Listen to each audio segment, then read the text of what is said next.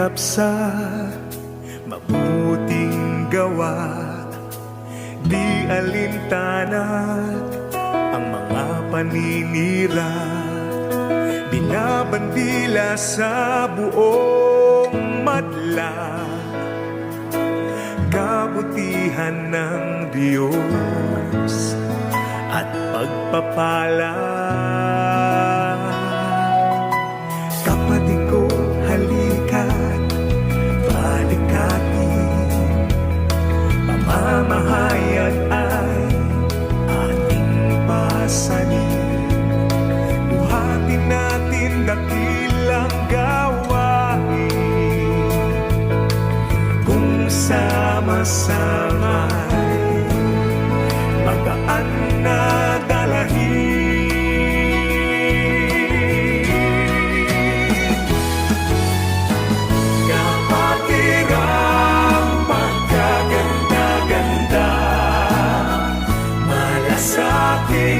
Ay walang kapara, kahit kamay na magkakasama, tulong-tulong sa pasaning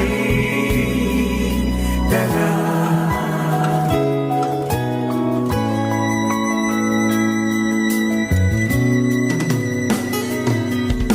Mabuting gawa ang bunga ay di masama.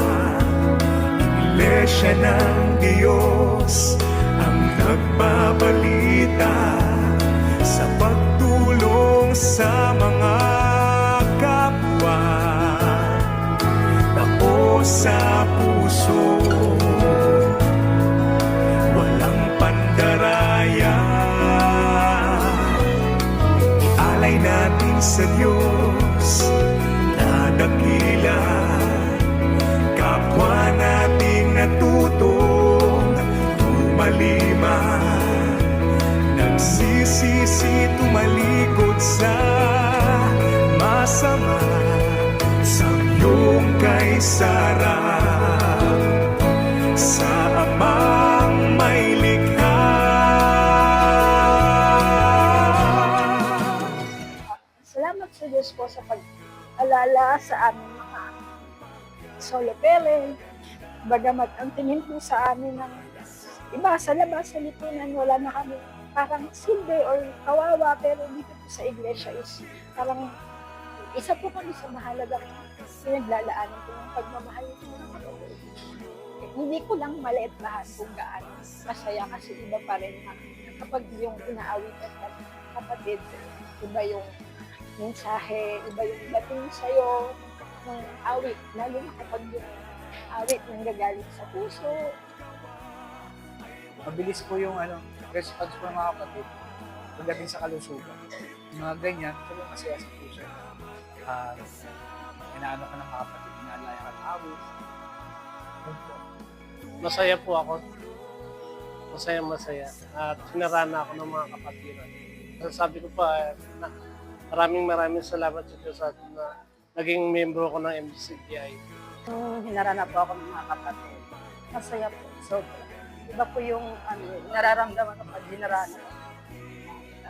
Napakasaya po. Kasi nakikita mo yung mga kapatid na awitan ka. Parang lumalakas po yung napakasarap sa pakiramdam.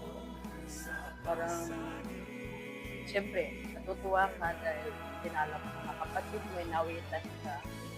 Nararamdaman mo pagmamahal ng mga kapatid. Salamat sa Diyos. Salamat din kay Brad Daniel at nagkaroon ng proyektong ganito para sa amin po na Luila at saka widow ko.